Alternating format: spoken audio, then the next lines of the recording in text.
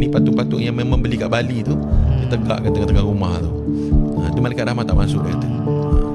Dia kata kalau macam tu saya letaklah patung supaya malaikat maut tak masuk. Tak, malaikat maut masuk. Malaikat maut cabut. Malaikat maut masuk. Yang tak masuk malaikat rahmat je. Guru saya kata, dia kata rahmat ni ada 3 perkara yang penting lah. Pertamanya dia kata saadah, kegembiraan.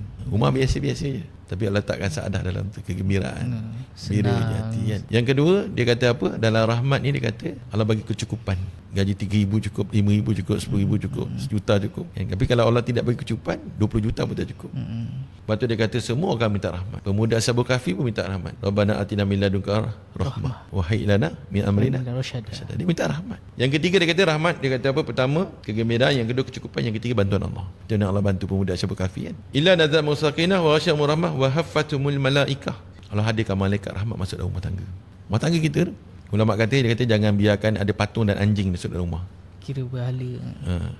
Jangan letak patung-patung yang tak anak kita main, tak apa kan. Ulama kata ini patung-patung yang memang beli kat Bali tu, dia tegakkan tengah-tengah rumah tu. Tu malaikat rahmat tak masuk, dia kata. Dia kata kalau macam tu saya letaklah patung supaya malaikat maut tak masuk. Tak, malaikat maut masuk. Malaikat maut cabut.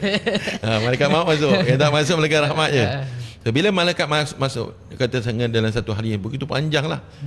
Saya bukan orang yang the right person lah untuk terangkan hadis ni atau terjemah hadis ni. Tapi kurang lebihnya Allah Ta'ala tanya, daripada mana kamu datang ni? Sebab Allah Ta'ala akan cipta malaikat yang apabila dia dengar nama Allah, majlis yang membesarkan Allah Ta'ala dan menselawat atas Nabi Muhammad SAW, maka dia akan memanggil atas siapa saya. Dia panggil, mari sini, mari masuk Umar Ikmal ni.